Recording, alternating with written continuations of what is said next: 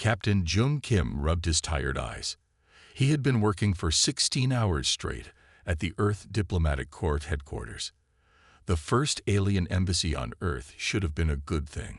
The Talari, with their blue skin and 4 eyes, had seemed peaceful. Until today. Captain Kim.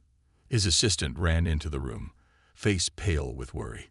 "We have a big problem at the Talari embassy." June stood up quickly. "What happened?" "A school field trip. 12 children from New Seoul Academy wandered into a restricted area. The Talari have taken them into custody." June's blood turned cold. "They did what?" "The Talari say the children broke their laws by entering a forbidden zone. They put them in some kind of holding cell." Jung grabbed his uniform jacket and ran toward the door. "Get me a shuttle to the embassy. Now." 10 minutes later, June's shuttle landed at the Talari embassy. The large silver building gleamed in the morning sun. Outside, a crowd was already forming. Parents, reporters, and curious onlookers pushed against the security barriers. "Let our children go," a woman shouted, tears streaming down her face. June pushed through the crowd. His security badge got him through the human guards, but the tall Talari guards at the embassy doors crossed their staffs to block his way. "I am Captain Jung Kim of the Earth Diplomatic Corps. I need to speak with Ambassador Rilla immediately." The guards looked at each other with all 4 of their eyes. Finally, one pressed a button on his wrist. The massive doors slid open. "The ambassador will see you. Follow the blue line." Ambassador Rilla sat behind a large desk made of some strange metal June had never seen before. The Talari woman's blue skin had darker markings across her face, signs of her high rank. "Captain Kim, I expected someone would come." Her voice was calm and showed no worry. "Ambassador Rilla, there are 12 Earth children being held in your facility. This is unacceptable.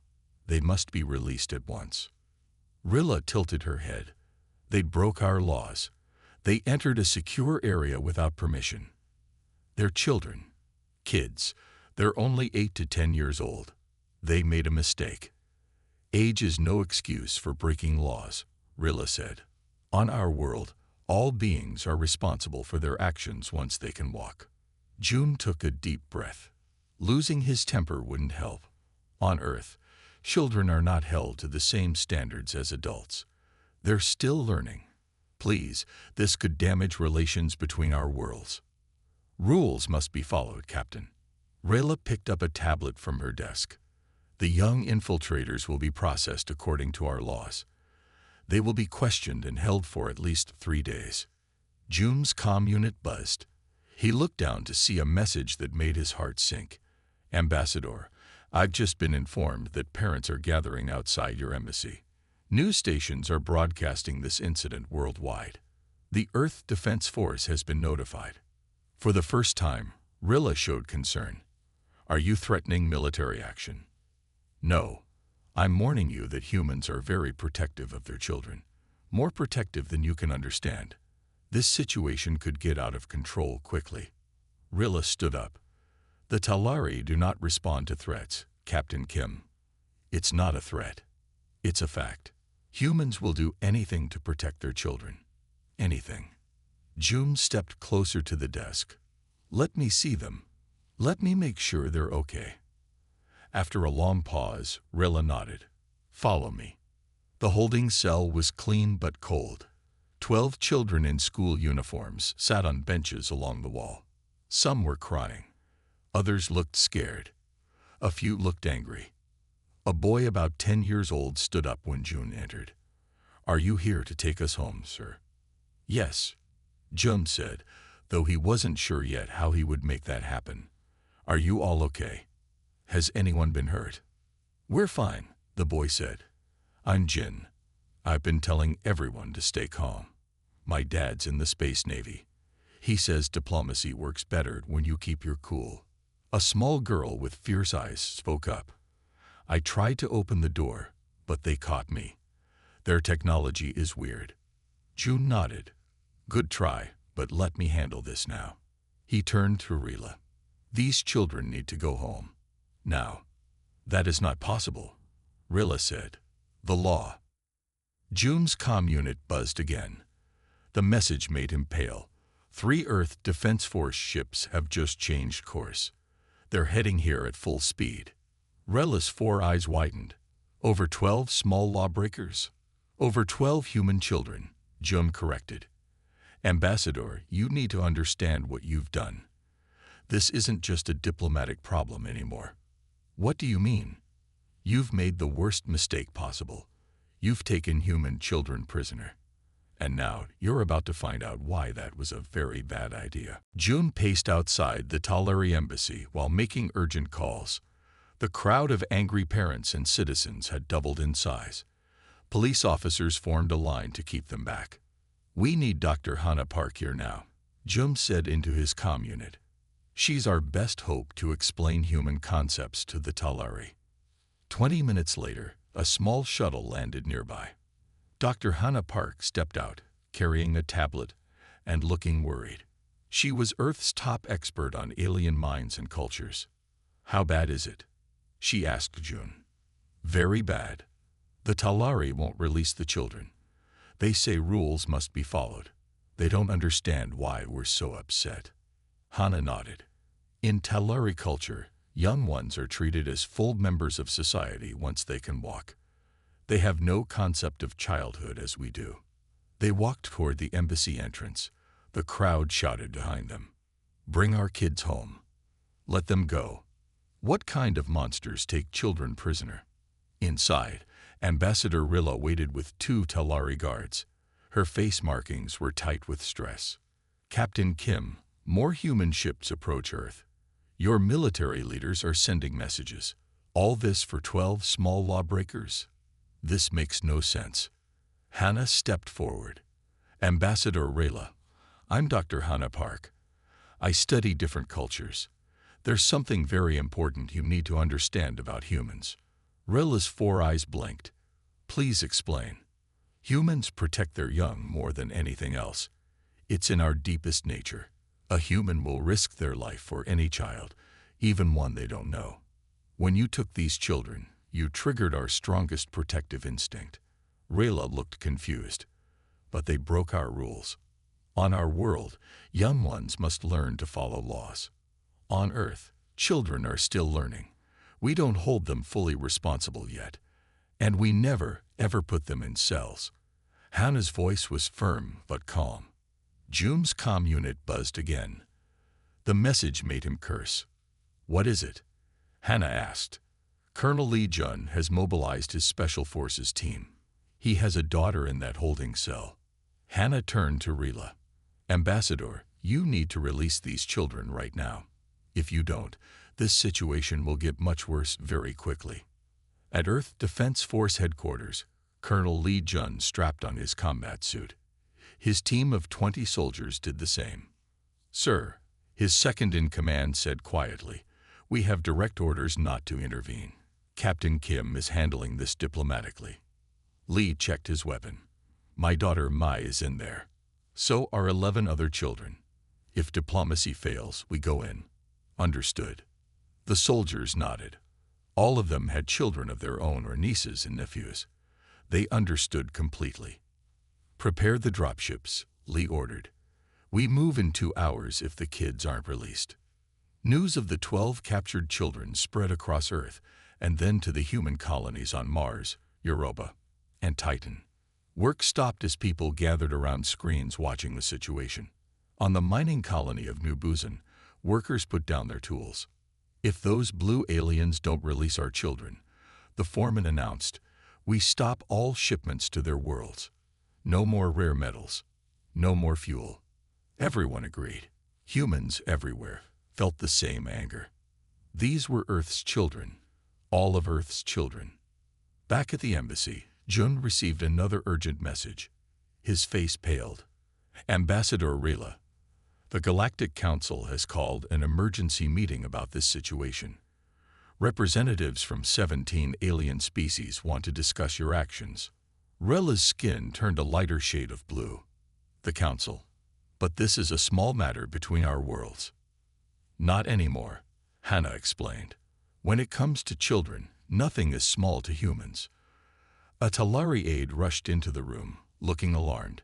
Ambassador, the human children, they're causing problems in the holding cell. What kind of problems? Rila asked. The small female has disabled 2 security sensors. The oldest male has somehow accessed our communication system, and 3 others have. I believe the human term is started a food fight in the dining area. June couldn't help smiling. Those are New Seoul Academy students, the school for children of military and diplomatic families. They're not ordinary kids. This is becoming unmanageable, Rilla admitted. Perhaps we should reconsider our position. Hannah nodded. That would be wise. Because right now, you don't just have angry parents to worry about. You have the entire human race ready to do whatever it takes to protect those children. Rilla looked out the window at the growing crowd. For the first time, she seemed to truly understand the gravity of her mistake. Very well, she said slowly. Let us discuss terms for release. Far above Earth, the Galactic Council station orbited Proxima Centauri. The large ring-shaped station housed representatives from all 17 spacefaring species. Today, the main meeting hall was packed. Diplomat's son stood at the center. He was Earth's voice on the council. Behind him were images of the 12 children held by the Talari. These are our young ones, Sun said. His voice was calm, but his eyes showed anger. They were taken prisoner for walking into the wrong area during a school trip. The Talari representative, a tall blue male named Vos, stood up. We followed our laws. The young ones entered a forbidden zone. A loud bang made everyone jump. Commander Kira, the representative of the Viridian Protectorate, had slammed his scaled fist on the table. The reptilian alien stood up, his red scales flaring with emotion. You imprisoned human children. Kira roared. His tail swished back and forth. Are you crazy? Do you have any idea what you've done? Voles blinked his 4 eyes. We followed protocol for territorial. Protocols be damned, interrupted Chief Morrow of the Lunari Federation. The furry alien's ears were flat against her head in anger. Even we know that human protective instincts regarding their young are legendary across the galaxy. You've essentially poked a hibernating predator. Murmurs of agreement filled the hall. Sun looked surprised. He had not expected so much support from other species. The Cronus Imperium stands with Earth in this matter, announced the Cronus representative. This was shocking news. The Cronus were usually rivals of humans. Explain, Sun asked. Protection of the young is a universal value, the Cronus said. We have studied human history. You would destroy your own cities to save one child. You would fight impossible odds. You would die. This is honorable. Vols looked around the room. Surely you don't all agree with this overreaction. They are simply young lawbreakers. No, said Chief Morrow. They are children, a concept your species fails to understand. In human culture, children are sacred. Commander Kira stepped closer to Voss. My species has 400 years of diplomatic relations with humans. Let me tell you what will happen if those children are not released. First, humans will try diplomacy. If that fails, they will use force. If needed, they will sacrifice themselves. They will never stop until their young are safe. The council leader, an ancient being made of light and energy, floated to the center of the hall. The council has decided, the leader announced. A delegation will travel to Earth immediately. The children must be released. This is not just about Earth and the Talari anymore. This affects all of us. Back on Earth, inside the Talari holding cell, the children had formed their own plan. Jin, the oldest boy, had figured out how the Talari communication system worked. It was not so different from the systems his father worked with. I can send a message to my dad, he told the others. He works at the space station. He can tell people where exactly we are in the building. Nai, the fierce little girl, had been watching the cleaning bots that moved around the cell. These robots are simple. I think I can reprogram one to break the security system. A younger boy named Tai raised his hand. I can cause a distraction. They gave us this weird food. We could throw it around. Make a big mess. Jin smiled. Good idea. Let's make a plan. First, I'll send the message. Then Mai will fix the robot.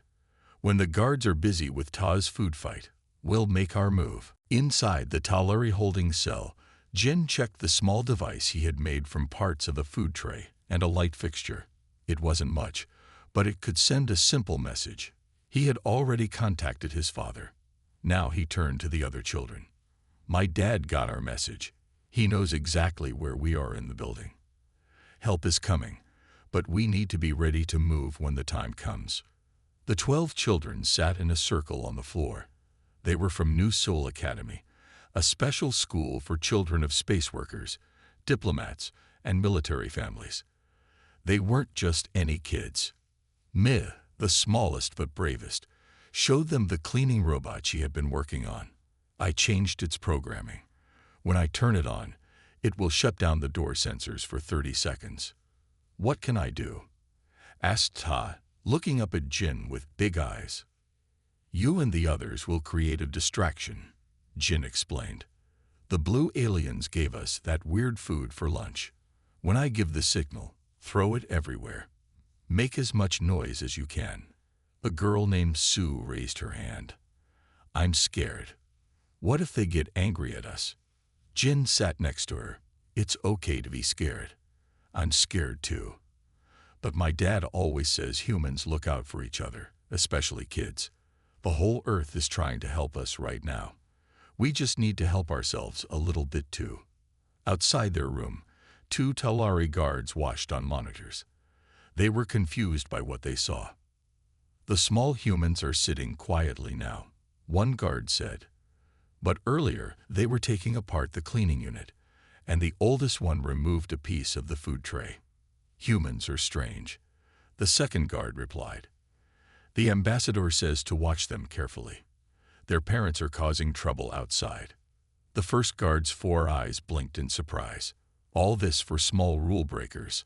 On our world, young ones would accept their punishment. These are not Talari young ones, the second guard said. These are human children. Back inside the cell, Jin checked the time. 3 more minutes. Is everyone ready? The children nodded. Some looked scared.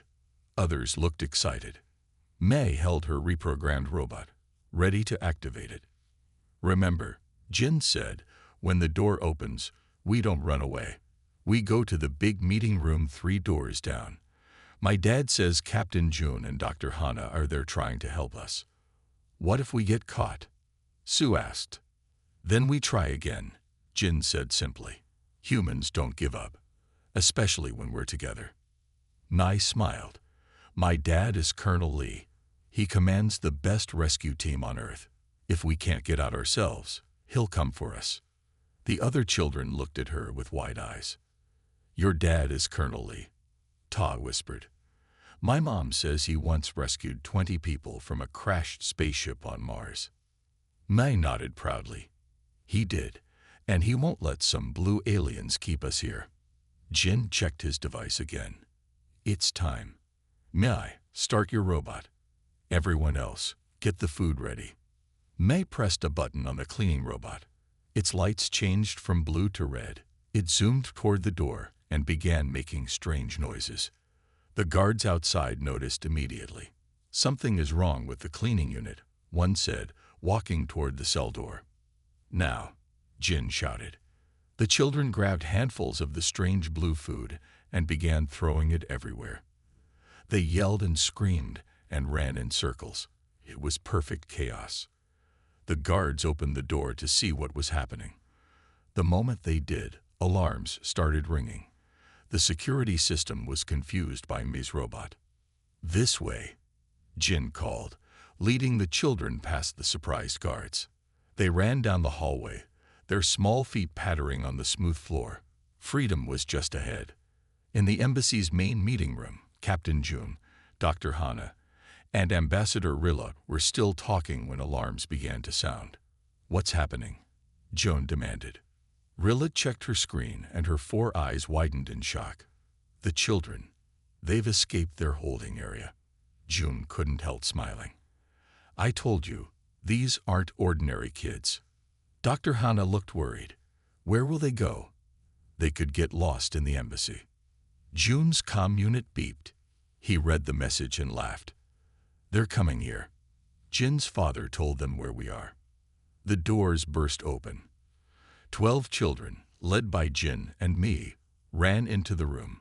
Their faces lit up when they saw Captain June. "Captain!" Jin shouted. "We escaped."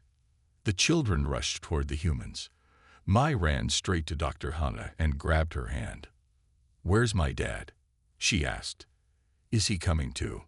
June looked at Ambassador Rilla, whose blue face had turned pale with shock. "Well, Ambassador," June said, "it seems the children have made your decision easier. Will you let them go home now, or should I tell Colonel Lee that his rescue mission is still needed?" Ambassador Rilla sat alone in her private office. The events of the day had shaken her deeply. On her screen, she watched human news reports about the 12 children. Everywhere on Earth, people were angry. They demanded the children be set free. Some humans even offered to take the children's place in the holding cell. This made no sense to Rilla. On her world, young Teleri learned to face the results of their actions from an early age. Why would adults want to suffer for someone else's mistake?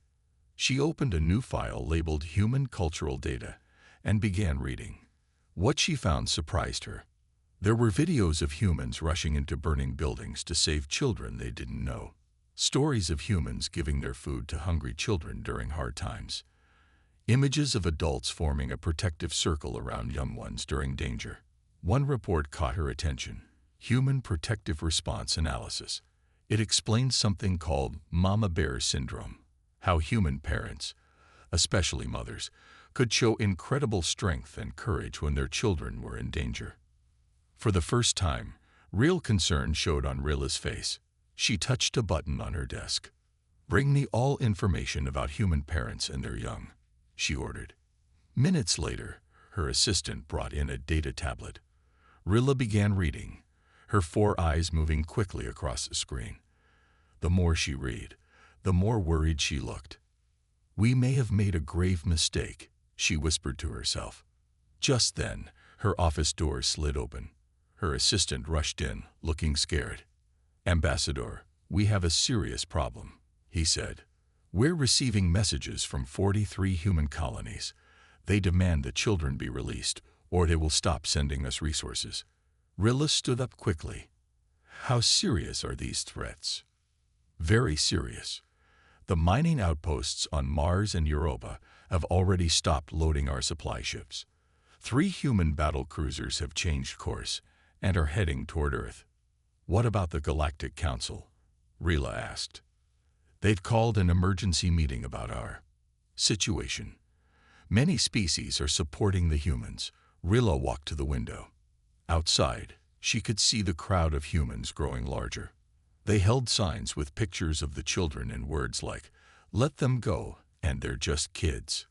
"I need to speak with my staff immediately," she said.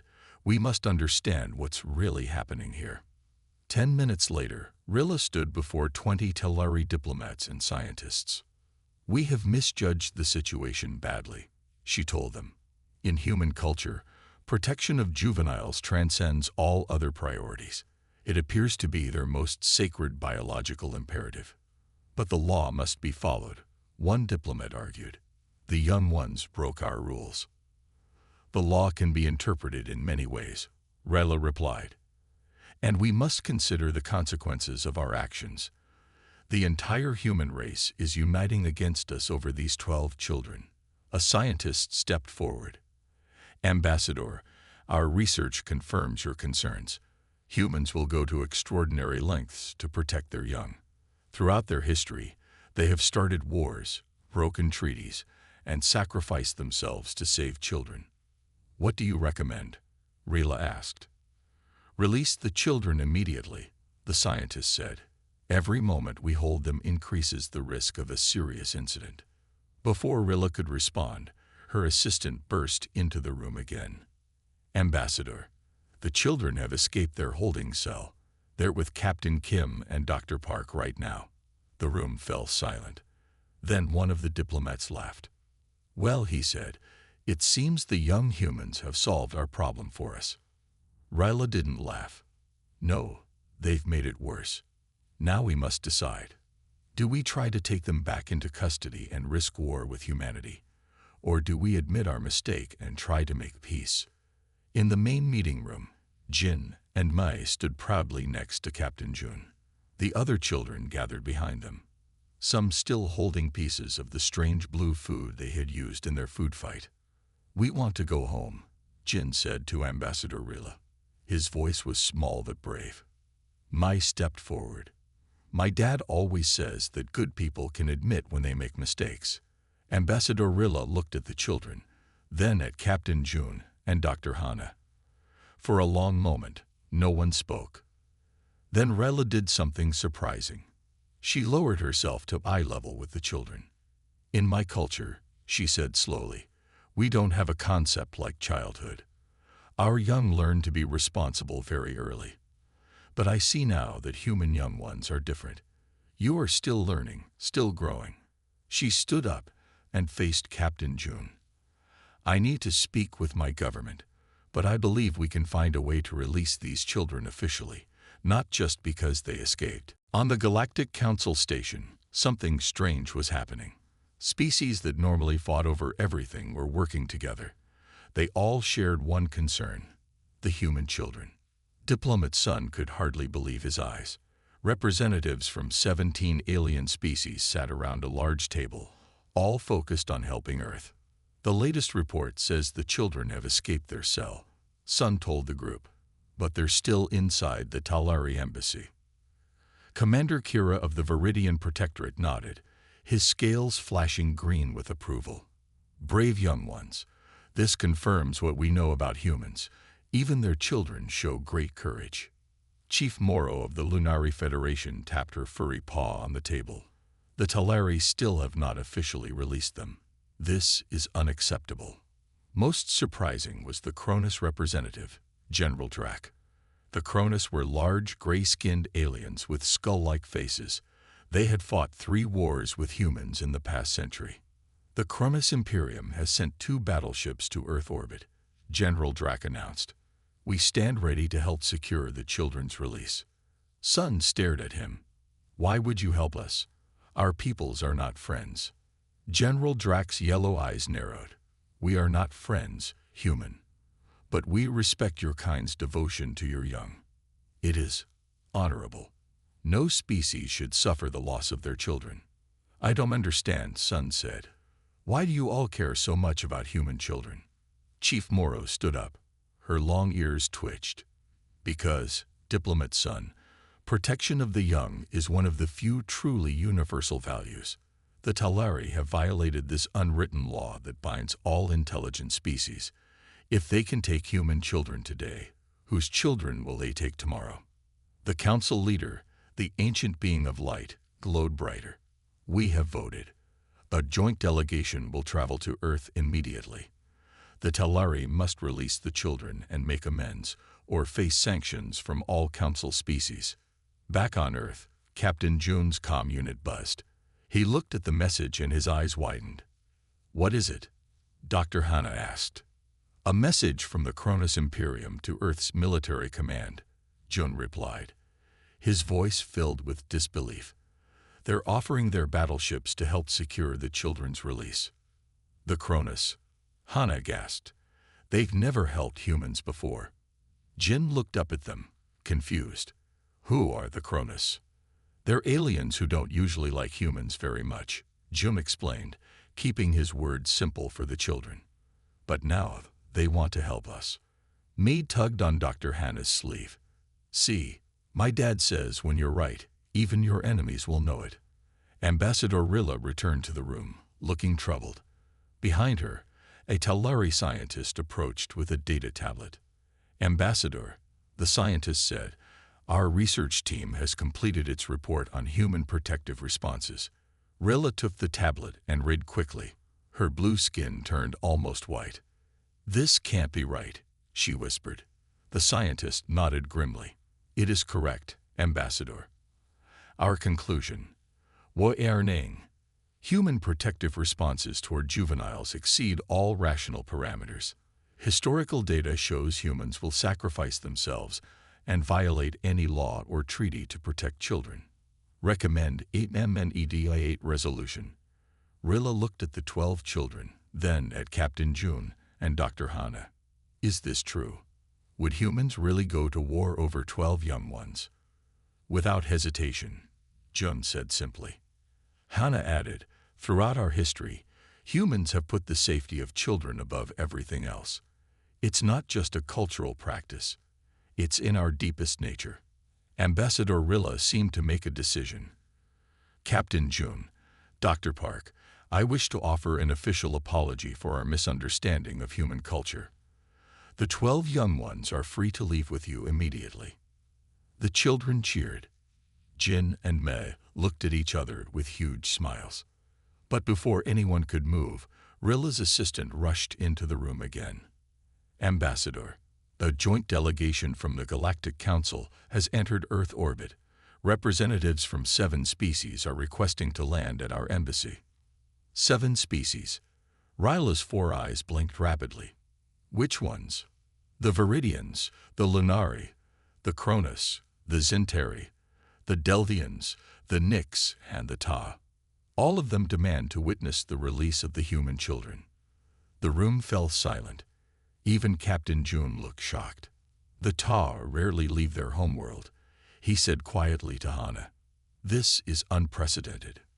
Rilla stood very still, finally understanding how serious the situation had become. "This is no longer just about Earth and Talari, is it?" "No," June said. "This is about a principle that seems to unite many species. Children must be protected." Mai, the brave little girl, walked up to Ambassador Rilla and looked up at her with clear, unafraid eyes. The sun was setting over the Talari embassy. The crowd outside had grown even larger. Police officers struggled to keep people behind the barriers. Inside, Ambassador Rilla faced a difficult choice. She had agreed to release the children, but her government had not approved it yet. The Talari High Council was still discussing the matter. "We cannot wait any longer," Captain June said firmly. "Those ships from the Galactic Council will land within the hour. Colonel Lee's team is ready to move in if the children aren't released. This has gone far enough." Ambassador Rilla nodded slowly. "I agree, but I need time to convince my government. Can you give me 30 more minutes?" 30 minutes, Joan agreed, not 1 second more. As the adults talked, Jin gathered the other children in a corner of the room. They sat in a tight circle, whispering to each other. "We're going home soon," Jin told them. "But we need to be ready in case anything goes wrong." Mei nodded. "My dad always has a backup plan. We should too." Tai raised his hand. "I saw a map of this building when we were escaping. There's a landing pad on the roof. That's where the important ships land." Sue, the shy girl, spoke up. "I know how to get there. We passed the stairs on our way here." Jin smiled. "Good. If something bad happens, we go to the roof. The ships from the Galactic Council will land there." The children nodded. They were still scared, but they were brave too. They had already escaped once. They could do it again if needed. Across the city, Colonel Lee and his team prepared their equipment. Each soldier checked their gear carefully. They were the best of the best, Earth's Special Rescue Team. "Sir," his second-in-command said, "Captain Kim reports that the Talari have agreed to release the children. Should we stand down?" Colonel Lee continued checking his weapon. "We stand down when my daughter and the other children are safely outside that embassy, not 1 second before." The soldiers nodded in agreement. Many of them had children of their own. 5 minutes to deployment, Colonel Lee announced. "If we don't get confirmation of release in the next 25 minutes, we move in." In orbit around Earth, 7 ships from different alien species prepared to land. Their representatives had formed an unlikely alliance for one purpose: to ensure the human children were freed. On the Viridian ship, Commander Kira addressed the joint delegation. "We will land at the Talari embassy in 20 minutes, he told the gathered aliens. "Our goal is simple: witness the release of the human children and ensure they are returned safely to their families." General Drac of the Cronus stepped forward. His gray face was stern. "And if the Talari refuse?" "They won't," Chief Moro of the Lunari said confidently. "They are not fools. They must see now that they stand alone in this matter." The Ta representative, a tall beam of shimmering blue energy, spoke in a musical voice. "This is an historic moment. Many of our species have fought in the past. Today we stand together for the most important principle of the galaxy: the protection of the young." Back in the embassy, the children had grown restless. Hours had passed since they'd been taken from their school trip. They were hungry, tired, and wanted to go home. Jin looked at his friends. They trusted him to keep them safe. He wouldn't let them down. "Me," he whispered, "how much longer do we wait?" Mai glanced at the adults, still deep in discussion. 5 more minutes. Then we go to the roof." Jin nodded. "Tell everyone quietly. Don't let the blue aliens notice." May moved around the group, whispering the plan to each child. When she was done, they all looked at Jin, waiting for his signal. At that moment, Ambassador Rilla's assistant burst into the room again. His blue face was tight with worry. "Ambassador, the Talari High Council has responded. They refuse to approve the release. They say it would show weakness." The room fell silent. Even the children understood what this meant. Captain Jun turned to Dr. Hana. "Contact Colonel Lee. Tell him." Before he could finish, alarms began blaring throughout the embassy. "What now?" Ryla demanded. Her assistant checked the security feeds. 3 human ships have entered our airspace, and a Galactic Council delegation has begun landing procedures on our roof. Jin caught May's eye and nodded. This was their chance. "Now," he whispered to the other children. While the adults were distracted by the alarms, all 12 children slipped out of the room.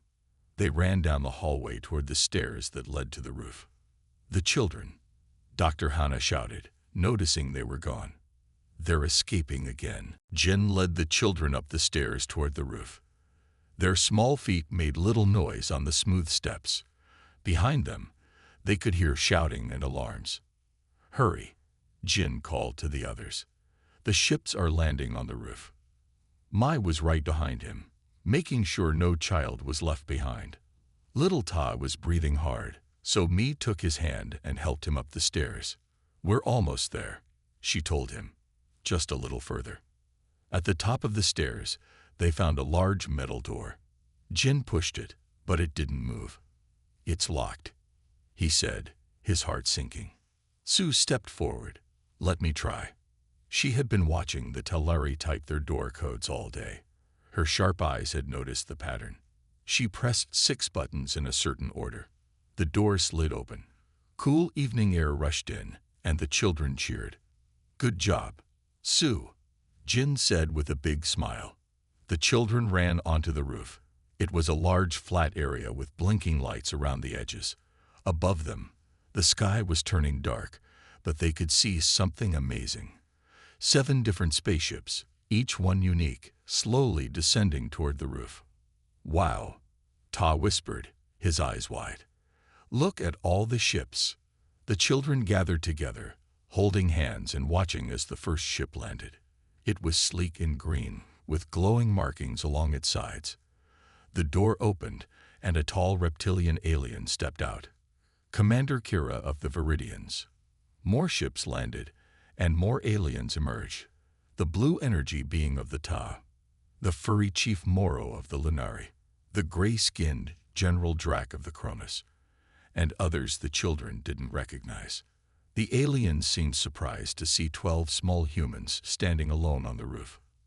Commander Kira approached them slowly. "Young humans," he said in a gentle voice. "Are you the children who were taken prisoner?" Jin stepped forward bravely.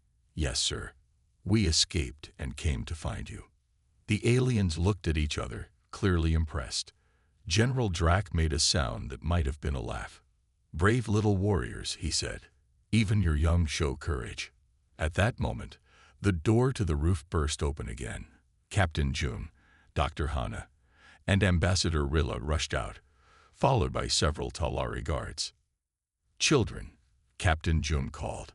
"Are you okay?" "We're fine," Jin replied. "We came to meet the ships."